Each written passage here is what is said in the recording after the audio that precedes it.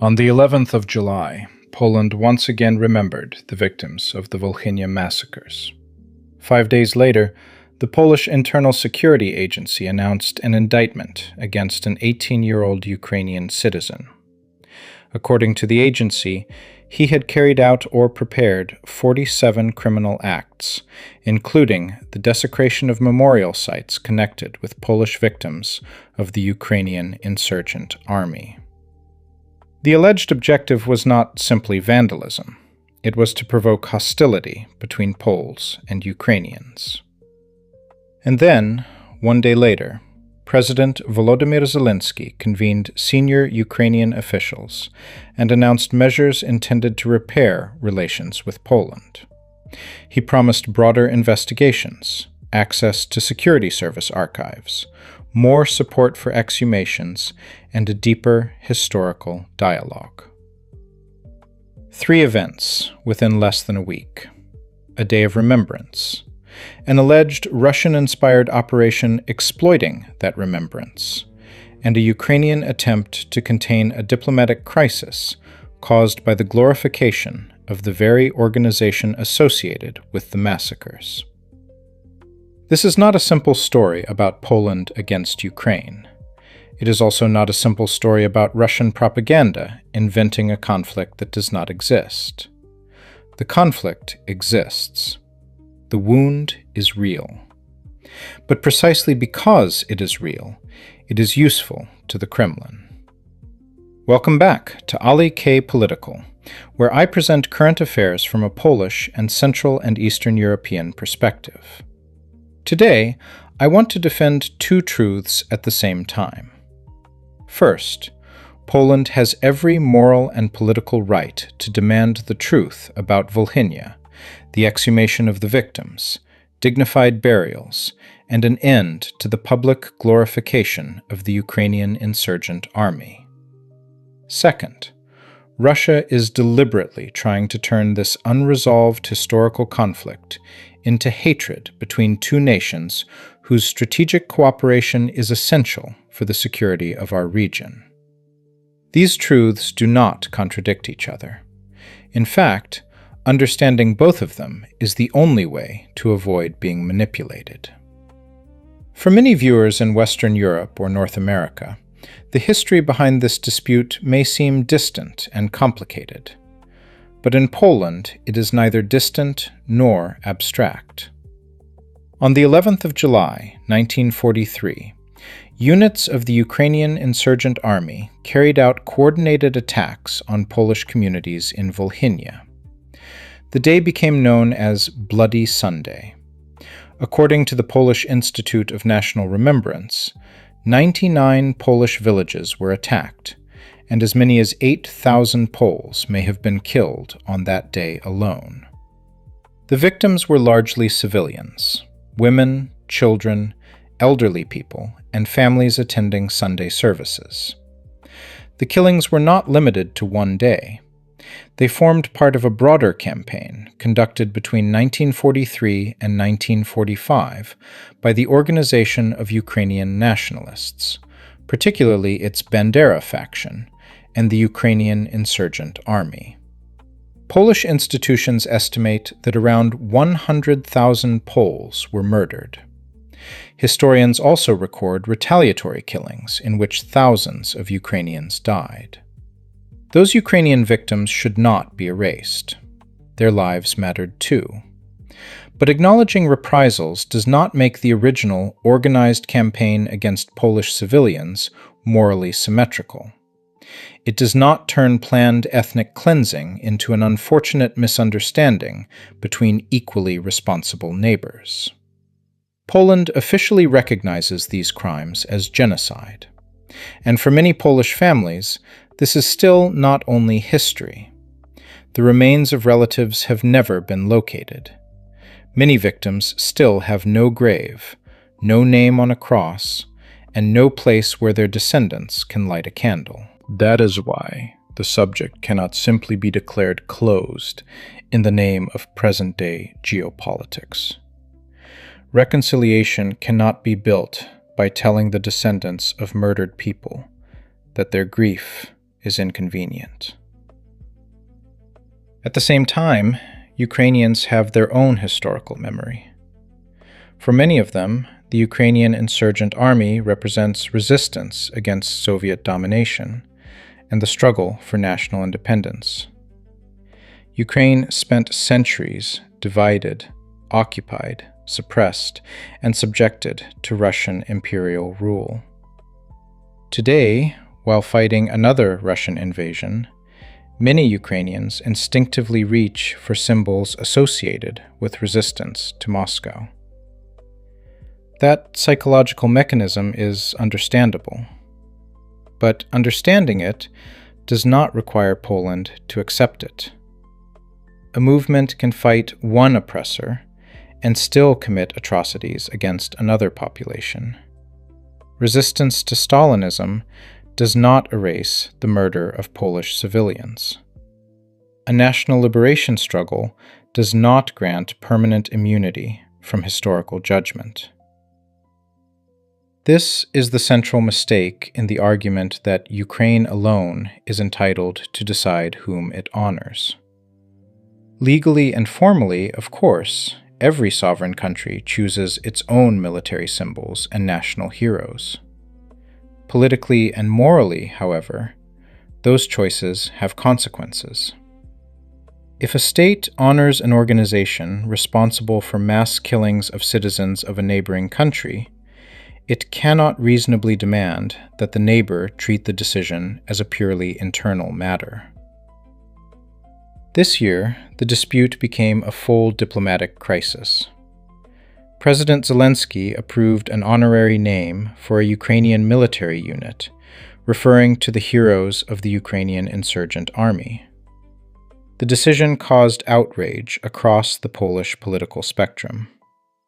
On the 19th of June, Polish President Karol Nawrocki revoked the Order of the White Eagle, Poland's highest distinction, previously awarded to Zelenskyy in 2023. The following day, Zelenskyy announced that he had returned the decoration. Several former Ukrainian presidents and senior Ukrainian officials also returned Polish honors. Prime Minister Donald Tusk warned that the conflict was a strategic mistake and that it benefited Vladimir Putin. And here we reach the most uncomfortable part of the story. Tusk was right that the Kremlin benefits from the conflict.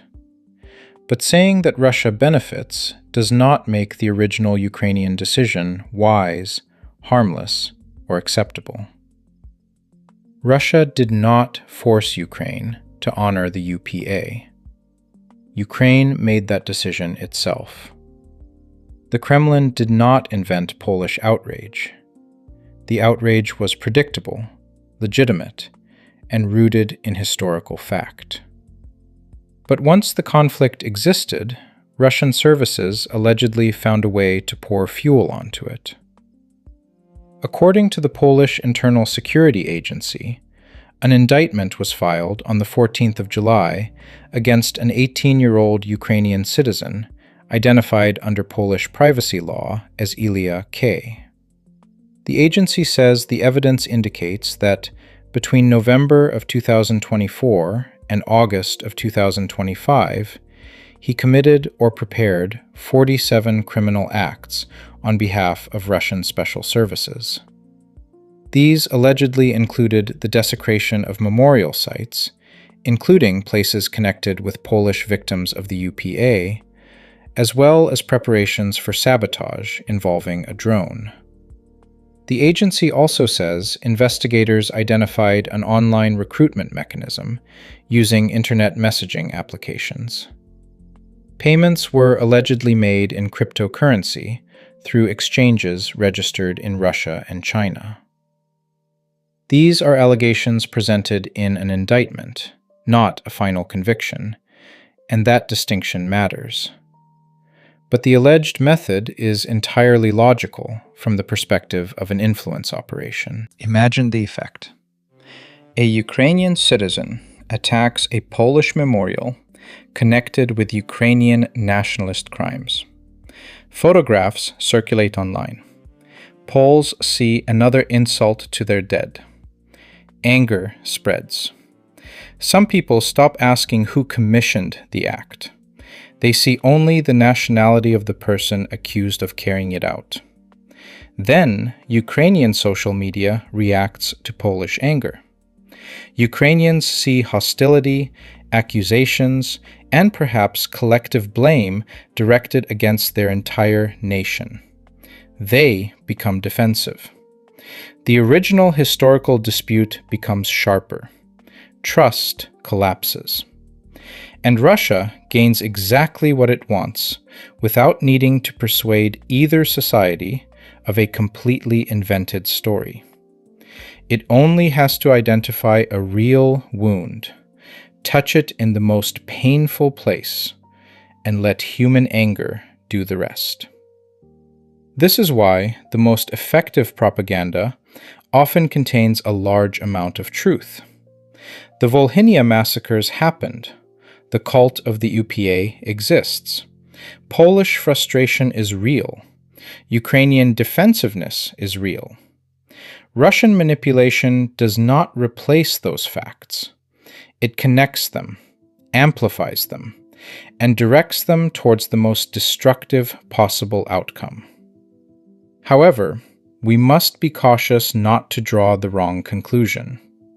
The fact that Russia exploits the Volhynia issue does not mean that anyone who raises the subject is a Russian agent.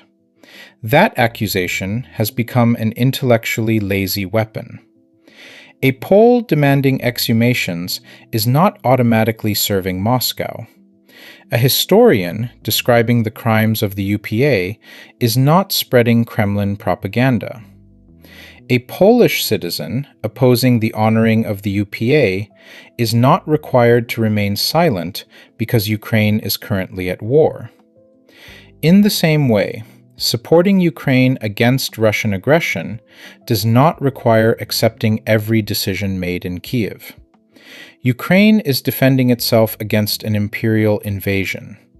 Its survival is directly connected with Polish security. A Russian victory would make Poland less safe, strengthen Moscow, destabilize the entire eastern flank of NATO, and reward military aggression. For those reasons, Poland has a strategic interest in Ukraine remaining independent and capable of defending itself. But strategic support is not political submission. Friendship is not obedience. And solidarity does not require historical amnesia. There is also another mistake that must be rejected: collective guilt. The 18-year-old described by the Polish security services is one accused individual. If the allegations are proven, he should be held fully responsible. But his nationality cannot become evidence against millions of Ukrainians living in Ukraine or in Poland. In fact, the case described by the security agency suggests the opposite of a simple ethnic story. A Ukrainian citizen was allegedly recruited to perform actions serving Russian interests and intended to provoke Polish-Ukrainian hatred. That is not evidence that Ukrainians as a nation are attacking Poland. It is evident that hostile services may use vulnerable, reckless, criminal, or financially motivated individuals of any nationality. Russia has no difficulty using Ukrainians against Poles, Poles against Ukrainians, Europeans against other Europeans, or political extremists against their societies. The operative is disposable. The social conflict is the real weapon. So what happened on the 17th of July? President Zelenskyy held a meeting devoted specifically to relations with Poland. He acknowledged the importance of Poland's assistance after the full-scale Russian invasion and called for relations based on respect and mutual benefit. He announced that Ukraine would open relevant archives of the Security Service of Ukraine and the Foreign Intelligence Service concerning the mass killings of Polish civilians. Furthermore, he also promised greater support for exhumations, more resources for historical research, and additional diplomatic measures to reduce tensions. Prime Minister Tusk responded positively, saying that Poland was ready for a serious and friendly dialogue about both the issues that unite the two countries and those that divide them. These are welcome steps. Opening archives matters. Exhumations matters. Research matters. Diplomatic dialogue matters. But a promise is not yet a result. The real test will be whether Polish and Ukrainian experts receive practical access, whether permits are issued without political obstruction, whether remains are identified and buried, and whether the process continues after international attention moves elsewhere. There is also an obvious contradiction that has not disappeared. Ukraine is offering to investigate the crimes associated with the UPA while continuing to defend the decision to honor the UPA in the name of a modern military unit. From a Polish perspective, that is difficult to understand. It is as if one hand opens the archive, while the other raises the symbol that caused the crisis. Ukraine may argue that it is honoring anti-Soviet resistance rather than anti-Polish violence. But national symbols cannot be divided so neatly. You do not inherit only the convenient part of a historical organization. If Kyiv wants genuine reconciliation, it must do more than explain that no offense was intended. It must understand that the offense was entirely foreseeable. Intent matters.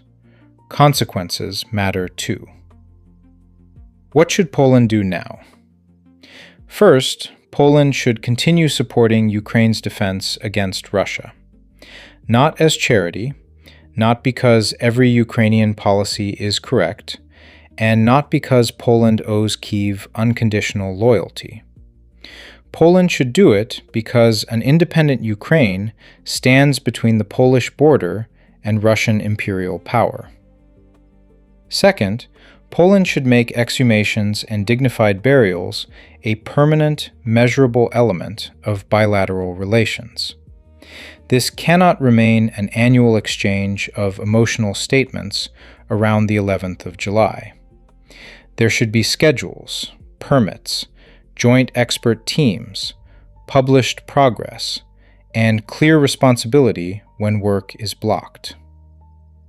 Third, Poland should continue opposing the glorification of organizations and individuals responsible for crimes against Polish civilians. This opposition should be factual, consistent, and free of hatred towards Ukrainians as a people. Fourth, Polish institutions must aggressively investigate Russian attempts to weaponize the dispute.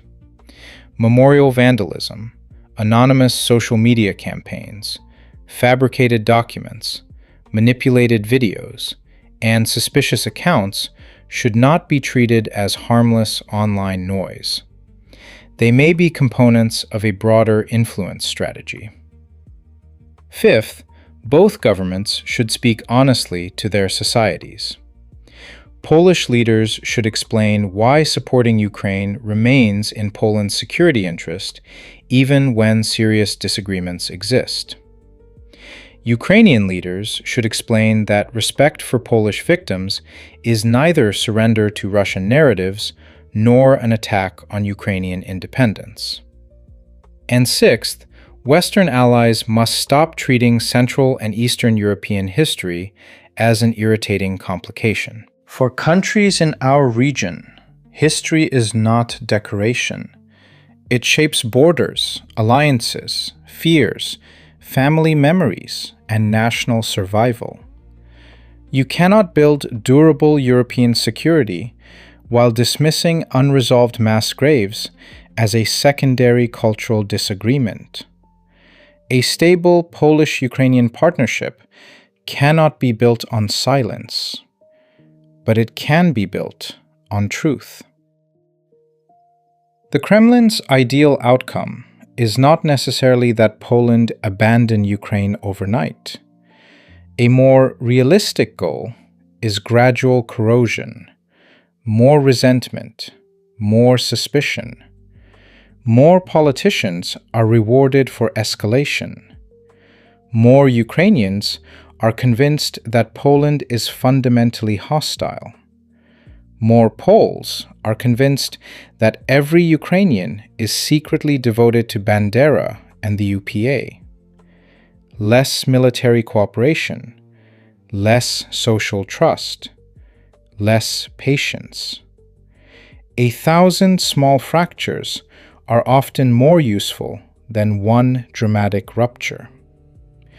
That is why both nations must learn to recognize the trap without pretending that the underlying problem is imaginary.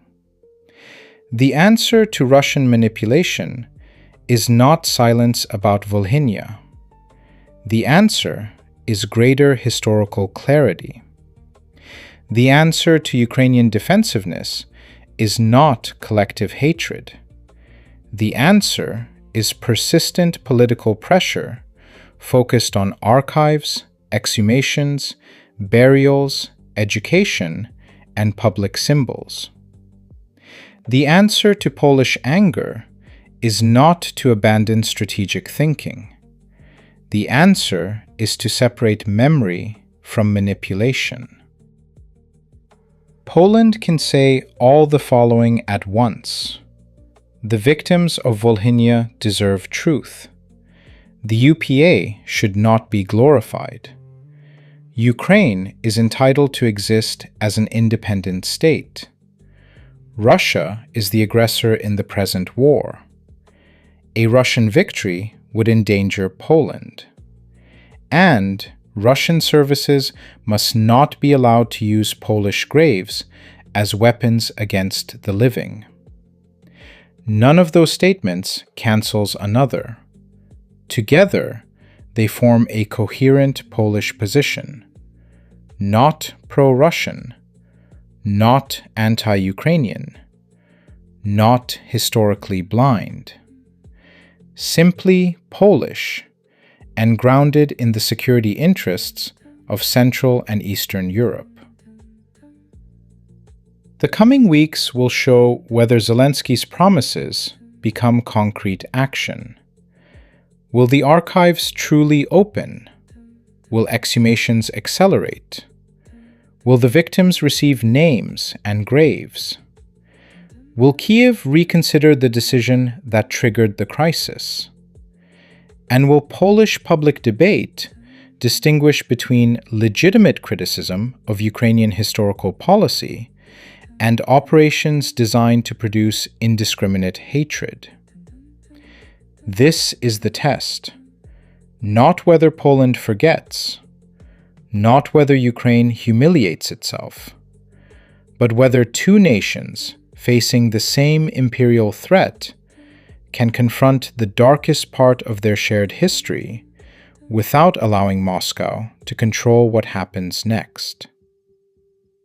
Tell me in the comments, what concrete actions from Ukraine would be enough to begin rebuilding trust? Opening the archives? Full freedom for exhumations? An official apology? The removal of the UPA name from the military unit? Or all of these together? And where should Poland draw the line between strategic cooperation and the defense of historical truth? This is Ollie K. Political. Thank you for listening. If you value a Central and Eastern European perspective that refuses both propaganda and convenient silence, subscribe to the channel, share this episode, and join the discussion. Because history cannot be changed, but the way it is used today can determine our future. And yet again, I was already about to end this recording when several new developments made one final comment necessary. Because while politicians discuss archives, diplomatic formulas, and historical commissions, the consequences of the collapse in Polish-Ukrainian trust are already becoming visible on the streets and in public opinion. In Bielsko-Biała, a 54-year-old Polish man verbally attacked 3 Ukrainian girls on a city bus, including 2 11-year-old children. He reportedly used aggressive, xenophobic, and obscene language. He was subsequently detained and charged with insulting the girls because of their nationality and with violating the physical integrity of one of them. Let me be absolutely clear. There was no justification for what he did. Nothing President Zelenskyy has said or done gives an adult man the right to humiliate, threaten, or touch Ukrainian children. Those girls did not name a military unit after the Ukrainian Insurgent Army. They did not shape Ukrainian historical policy. They were children traveling on a bus. The man who attacked them is responsible for his behavior, and he should face the consequences provided by Polish law. But at approximately the same time, another brutal incident took place in the town of Bytów. According to the police and prosecutors, 3 Ukrainian citizens attacked a 36-year-old Polish man and his 44-year-old partner. The Polish man suffered severe injuries and died in hospital 2 days later.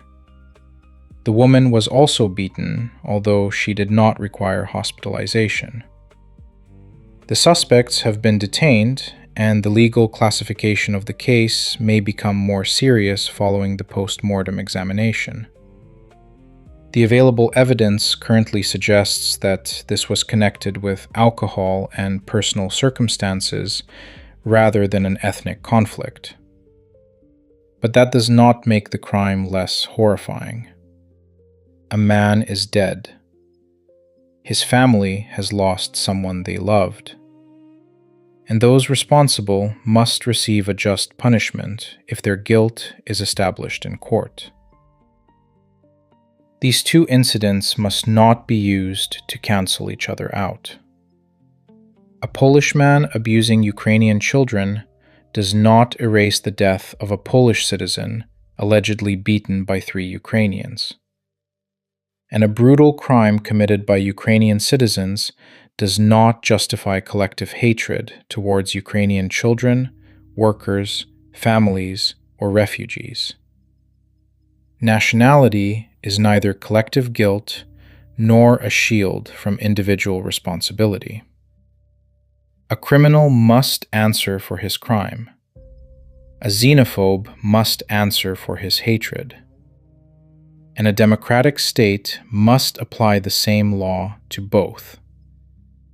But beyond these individual events, we can now see something broader happening in Polish society. A recent IBRIS survey found that 33.6% of Poles said the latest dispute between Warsaw and Kiev had worsened their attitude towards Ukrainians. Only 1.8% said their attitude had improved. A separate survey by Poland's Center for Public Opinion Research found that 52% of Poles now oppose accepting further refugees from Ukraine, while 42% remain in favor. This is the first time since these measurements began that opponents have formed a clear majority. 54% believe that the assistance provided to Ukrainian refugees is now too extensive. And 87% support limiting full access to state-funded medical services to those who pay health insurance contributions in Poland. These figures should not be manipulated. The decline in Polish enthusiasm did not begin yesterday. It has been developing since the middle of 2023 and has many causes: economic pressure, fatigue, political polarization, disputes over agriculture, concerns about social benefits, and the natural exhaustion produced by a long war. It would therefore be intellectually dishonest to claim that one decision made by President Zelenskyy created the entire problem. But it would be equally dishonest to pretend that his decision had no effect. The Ibris survey directly asked about the consequences of the dispute surrounding the UPA. 1/3 of Polish respondents said that the crisis had made their attitude towards Ukrainians worse. That is not speculation. That is measurable political damage. President Zelenskyy's decision did not create every existing tension, but it poured fuel onto tensions that were already present. It handed arguments to political extremists. It weakened those Poles who had spent years defending cooperation with Ukraine. And it made ordinary Ukrainians living in Poland pay a social price for a symbolic decision taken by politicians in Kiev. That is one of the reasons why responsible leadership matters. Political symbols have consequences. Historical provocations have consequences. And repeatedly telling Poland that Ukraine alone will decide whom it honors does not make those consequences disappear. On the 17th of July, President Zelenskyy convened senior officials and announced that Ukraine would open relevant intelligence archives. It would also issue a significant number of additional permits for searches and exhumations, provide more resources for historical research, and improve dialogue with Poland. These announcements are welcome, but after everything that has happened, Poland is entitled to say, "We have heard enough declarations. Now we need verifiable action." Will the archives actually be made available to Polish researchers? When will the additional permits be issued? How many locations will be investigated? Will the victims be identified and buried with dignity? Will the Ukrainian authorities reconsider the decision to name a military unit after the heroes of the UPA? Or will they continue to offer cooperation with one hand while defending the original provocation with the other? Mr. Zelenskyy and the political elite surrounding you, you need to reflect seriously on what you are doing. Poland is not asking Ukraine to surrender its sovereignty. Poland is not asking Ukraine to adopt Russia's version of history. And Poland is not denying Ukraine's right to defend itself against Russian imperial aggression. Poland is asking a country that wants to become a member of the European Union to demonstrate historical responsibility, respect for the victims of mass murder, and basic sensitivity towards one of its most important allies. The crimes committed by individuals in Poland are the responsibility of those individuals. But the accelerating collapse of trust between our societies is also a political consequence of decisions made in Kiev. And a significant part of that damage was entirely self-inflicted. Poland did not force President Zelenskyy to honor the UPA. Poland did not create the diplomatic crisis.